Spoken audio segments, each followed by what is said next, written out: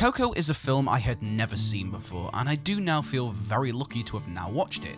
It's a fantastic film and very much put Pixar back on the map, as before this they did have some hit and miss films. But as much as Coco is a great film, I think it's a film that just didn't quite speak to me.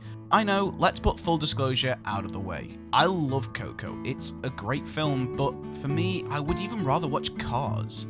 I think this film has a very specific target audience, and I'm going to explain why. So join me, the average critic, and sit back while I explain why Coco is a great but forgetful film. So let's get the first thing out of the way, but Coco is perhaps one of the most stunningly visual films to ever grace us to cinema. I mean, the colour correction is incredible. With a film about the land of the dead, this film feels very much alive. Animation is always important, not just in Pixar movies, but in animated films in general, as it descends imagination onto your audience, effectively making this film moving art. You could put this film on in an art gallery on mute and still be visually entertained. The pace of the film is also perfect. This film is never boring. It is constantly throwing jokes, throwing visual gags and story nods. Miguel is constantly doing something to never stop you from turning off. First he's trying to steal the guitar, then he's trying to find his ancestors, then he's trying to get a new guitar, then he's trying to win a competition. I mean, this film's plot is so fast-paced and I love it. I feel like nothing in this film could be cut out because it's also wonderfully entertaining. Every scene and plot moment has a reason to be there, and so from a story narrative, this film is flawless as nothing is not important. The voice acting in this film is also top-notch, really bringing bright, vibrant characters to life. I will admit there is something about the Latino accent that makes everything so much more powerful and interesting. I'm not even going to attempt the names of the actors because I know I will butcher them, but the cast of this film is of the highest standard, and it is so awesome to see a Latino cast represent Mexican culture in this wonderful film. Now I'm going to say something quite controversial, but the music of Coco just doesn't hit well for me. Now, don't get me wrong, this score is great. It captured the feel of the movie, but I think I know why I don't like it, and that's because I'm a 27-year-old British person who has no connection or even interaction with Latino culture.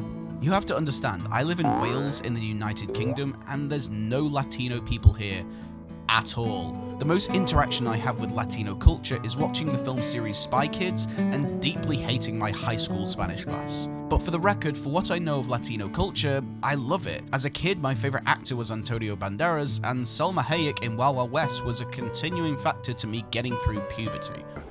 Breath of fresh ass. But I am just very distant from the music of Coco. I know it's good, and I do think this film's music and style hits better in an American market rather than a British market.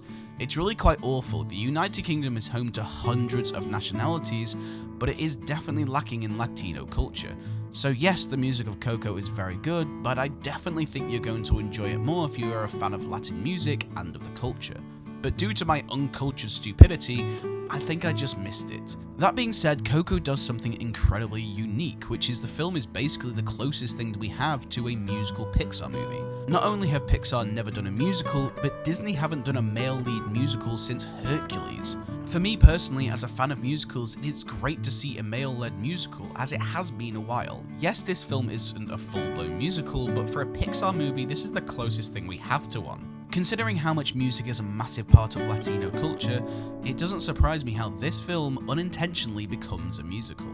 The themes of music in this film resonate incredibly strong and are a definitely strong aspect of the movie.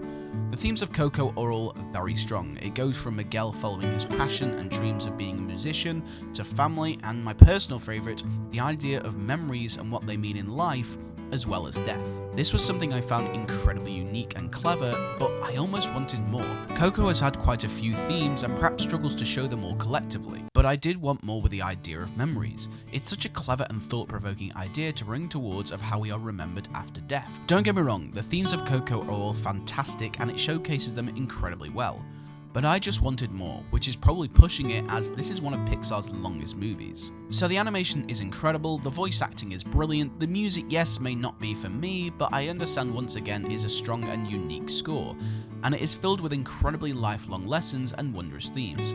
So why don't I enjoy this film as much as others? I was so confused thinking about why this film didn't have a strong impact. I talked to my friends who are just as passionate about these films as I am, and we finally came up to a conclusion as to why Coco is, yes, an incredible film, but just doesn't hit as good as it did. In terms of the newer Pixar films, Coco has more weight and a good pace to be better than films like Onward or Soul. But whereas those films have better concept and have much more abstract ideas, perhaps just makes those films you want to watch more often to help find deeper meanings.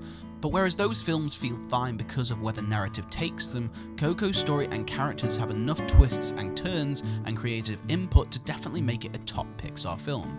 We also have to weigh in nostalgia factor. They say in life your most precious nostalgia hits you when you're in your early teens. So for me, I grew up watching A Bug's Life in my teens, which is why that film sticks with me more than others. So if you're 13 to 14 years old when this film comes out, in a few years people might love Coco just as much as Up or Finding Nemo.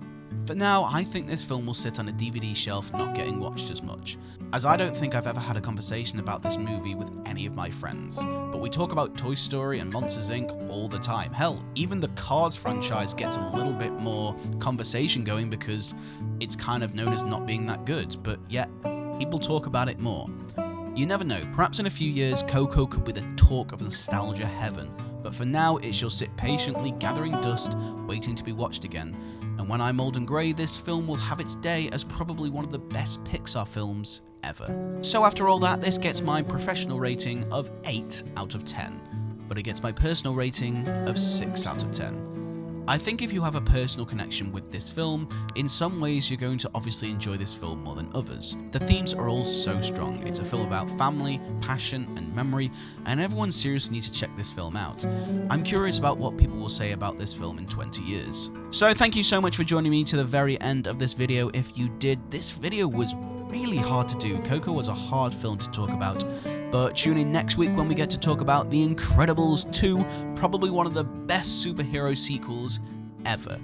I would love to know your thoughts on Coco in the comment section below. If you like this video, please leave a like, why not consider subscribing, and make sure to hit the notification button so you don't miss a single video. I've been The Average Critic, and I will see you all in the next one.